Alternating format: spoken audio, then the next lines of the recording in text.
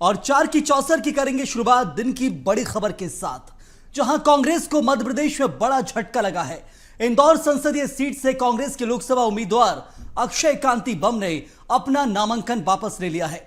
नामांकन वापसी के आखिरी दिन नाम वापस लेने से कांग्रेस बैकफुट पर आ गई है।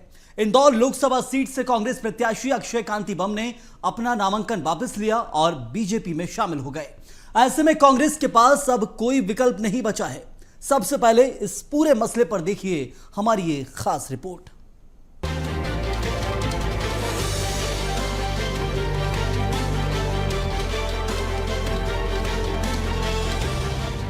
वैसे बम तो अक्षय होते नहीं, बम फटते ही हैं, विस्फोट ही करते हैं। इंदौर से कांग्रेस के उम्मीदवार अक्षय कांति बम सोमवार की सुबह तक अपने लोगों के साथ, अपने शब्द पर गौर करिएगा, क्योंकि जो करोड़पति लोग होते हैं उनके साथ उनके अपनों की फौज हमेशा चलती है। बहरहाल तो वे सुबह प्रचार कर रहे थे।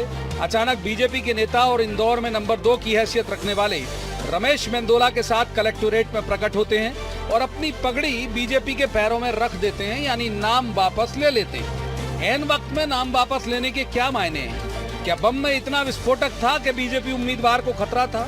जवाब है नहीं, बम उतना मारक नहीं था। बीजेपी तो चाह ही यही रही थी कि भले ही फुस्सी फटाका हो, लेकिन उसके सामने फूटे ही क्यों, फटे ही क्यों। लिहाजा बम को निस्तेज कर दिया गया और कांग्रेस को इंदौर में कांतिहीन कर दिया गया। सबसे ज्यादा जिस प्रदेश अध्यक्ष के समय ये भगदड़ मची, उनका तर्क भी सुन लीजिए जरा। इंदौर में एक कांग्रेस का प्रत्याशी था, उस पर 3 दिन पहले कोर्ट से 307 की धारा बढ़वाई गई। 307 कोई केस था उस पर पुराना, उसको डराया गया, धमकाया गया, रात भर उसको यातना दी गई अलग अलग प्रकार की। और आज सुबह कांग्रेस के प्रत्याशी को ले जाके फॉर्म निकलवा लिया गया जो वैलिड था। ये मैसेज क्या है? ये मैसेज है इंदौर वासियों कि आपके वोट के अधिकार का उपयोग नहीं करना है आप लोगों को। इंदौर से प्रदेश अध्यक्ष जीतू पटवारी आते हैं। वहां ही कांग्रेस को पहले तो उम्मीदवार ही नहीं मिल रहा था। संजय शुक्ला का नाम चला तो वे बीजेपी में चले गए।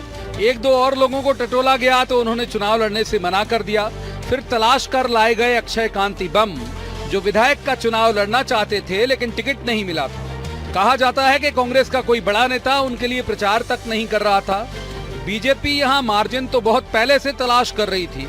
अक्षय के नामांकन में सूचनाएं छिपाने की शिकायतें भी हुई, लेकिन वे खारिज हो गईं तो बीजेपी ने हिंदी के मुहावरे को बदलते हुए सांप भी मार दिया और कांग्रेस की लाठी ही तोड़ दी।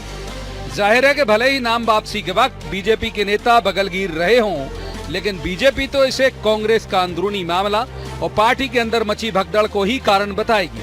वो भला क्यों कोई भी गुनाह अपने माथे पर लेगी। अब जब आज कांग्रेस के घोषित प्रत्याशी ने सबके साथ प्रदेश अध्यक्ष की नगरी में फॉर्म जमा किया और आज विड्रॉल के दिन वापस अगर ले लेता है, तो अब हम क्या कर सकते हैं?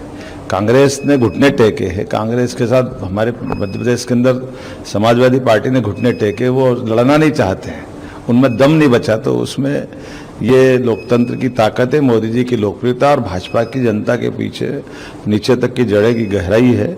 लेकिन खास महत्व की बात है कि कांग्रेस का प्रदेश अध्यक्ष जिस नगर में रहता हो, उस नगर का प्रत्याशी, उस जिले का प्रत्याशी अगर अपनी लोकसभा की टिकट लौटा रहा है, इसका मतलब है कि कांग्रेस के प्रदेश अध्यक्ष को और राष्ट्रीय अध्यक्ष को इस्तीफा देना चाहिए।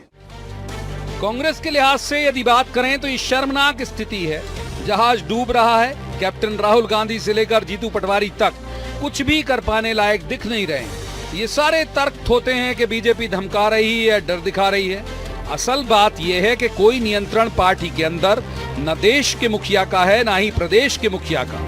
ऐसे में चुनाव के नतीजों का इंतजार कितना दम साध कर पार्टी करेगी, ये देखने वाली बात होगी, क्योंकि तब तक देखने के लिए कुछ बच भी पाएगा या नहीं, ये बड़ा सवाल है। Bureau report, BSTV। तो इस रिपोर्ट के जरिए आप समझ गए होंगे कि क्या कुछ आज इंदौर के अंदर राजनीतिक घटनाक्रम घटा है। अब तक की ये पुराने इतिहास में सेंधमारी में सबसे बड़ी सेंधमारी आप इसे कह सकते हैं।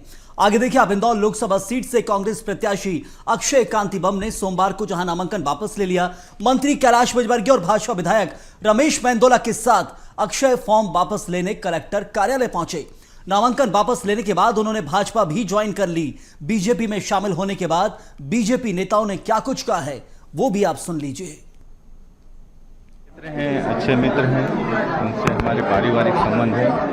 उनका दम घुट रहा था कांग्रेस में, तो वो उन्होंने मुझसे कहा तो हमने ऊपर बात की। वो चाहते थे बीजेपी में ज्वाइन करना चाहते थे, क्योंकि अभी जो चुनाव लड़ रहे थे जिस तरीके से उनको एटीएम मशीन समझा जा रहा था कांग्रेस के कार्यकर्ताओं का, जहाँ जाते थे एटीएम मशीन कार्ड लगाते थे, पैसे निकालने का कोशिश करते। कांग्रेस से दबाव शुरू तो उनका पूरा परिवार शुरू से कांग्रेसी है। दादा कितने दिन पहले तैयारी कर ली थी इनको लाने की? कुछ नाराज क्यों थे? नाराज क्यों थे? किस बात को लेकर? कोई नाराजी नहीं, सब खुशी से आए। बाकी के सारे प्रत्याशी क्या नाराजी थी? अब वो तो उनसे पूछना चाहिए भैया। मैं तो वो तो खुशी आए, साथ में आए, साथ में गए, और सबसे वहाँ जो उस समय जो पत्रकार उपस्थित थे उनसे बात भी की। हाँ अभी कब आ रहे हैं, पर अब देखते हैं। आज मुख्यमंत्री जी आएंगे, शाम को आ रहे हैं। मुख्यमंत्री जी आ रहे हैं, शाम को आ रहे हैं।